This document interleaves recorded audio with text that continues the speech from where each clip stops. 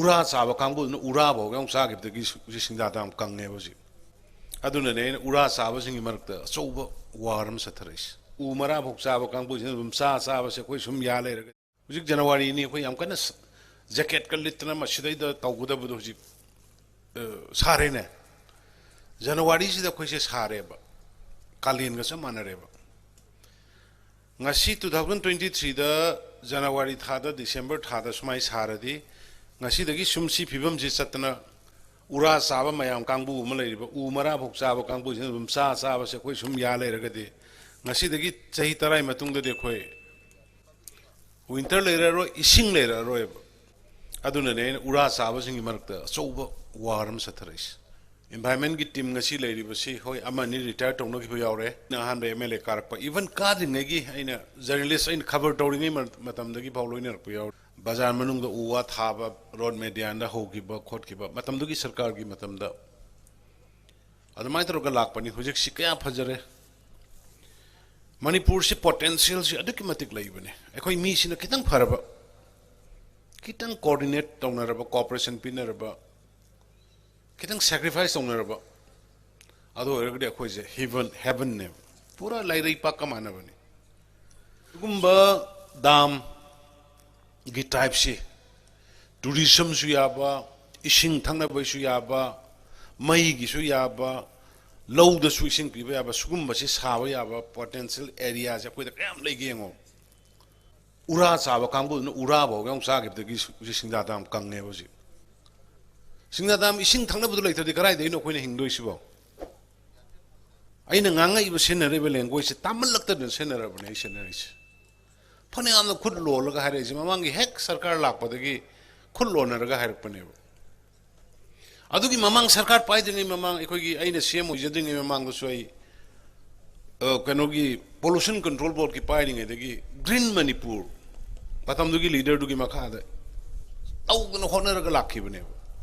अदु हो जी भाग सम हैंजल लग पाई तारे 474 स्क्वायर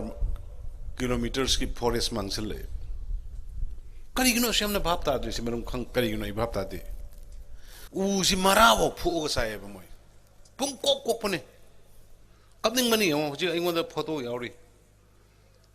सिंग से पुको को गायबा मसी याम तो होइदबा अदन एनवायरनमेंट की कांगबु सिंगना मफम कयादा सुगुम्बा मयाम अमा लोखल इसे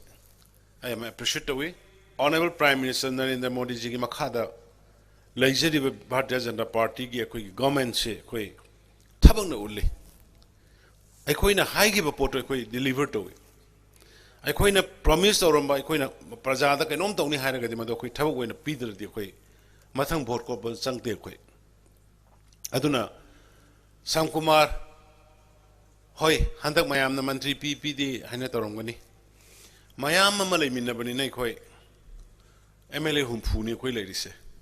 अदुगी मनुंगदा खुदिंग मक्सी लोइनदी मी 33 खतनी दो मंत्री वरिसे अदुना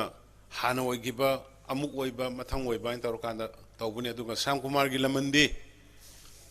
भारतीय जनता पार्टी की अमा ओइना chief minister Moina अदुगा Bharatiya Janata party की कार्यकर्ता मोइना मागी लमंदी अखोई भारतीय जनता पार्टी ना दुम पुंसी की तोलगा लैगनी मरमदी माना 2017 की सरकार दुदा माना सैक्रिफाइस तौरगा माना लागा अखोई सरकार सेमंद्रगदी मधुदा माना मसागी अवाबा मयाम अमा थेंगरगसु मा लागा अखोइना सरकार दो सेमग्रकांदा अखोई थबक खरे एक्टिविटीज खरे उलौबगी ngasi अखोइना अनि सुबा बीजेपी की सरकार सु लाखपा ngamineब आहान बदुदा अखोइना सरकार पाइरमद्रगदी अखोई बीजेपी अमुक हन लाखपसु ngani thajadi oiramoyeb aduna madugi credit punamak andro kendra ki praja punamangna support tobiba sacrifice tobiba adudagini aduna I man hek hairingai development digi karigi mayam punamakta mateng angamba mateng pangbani ai tondana nate leiriba aikoi gi ministry da leibiriba punamangna the government की official में हम पुनः मना अदुना बो ये होना अंदरों होंगे इब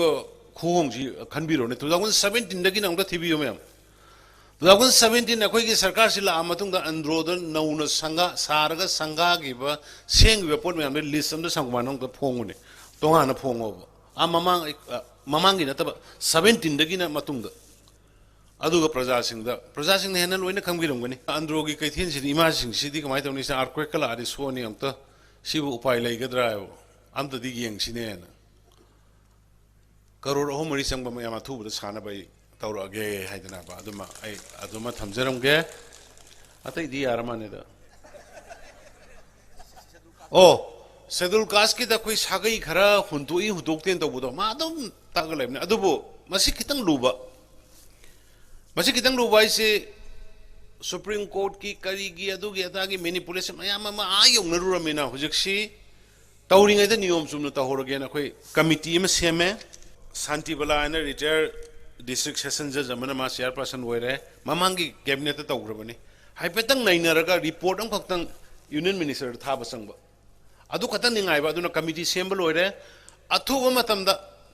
आइ हुजिक्सु चलगा ngasimaktai ऑफिस फमरोय आई चलगा अदुबु टेलीफोनिकली ngangnarakanदा याम थुबा मतमदा अखोय अंड्रोगी वालहौरिबा शेड्यूल कास्ट की सर्टिफिकेट पीबदा नुंगाइतबा कनै हुंदोमी खोतोमी तौबदो अदु आई कवर तौननबा याहोन्नबा सुंसोय सोदना होनजगी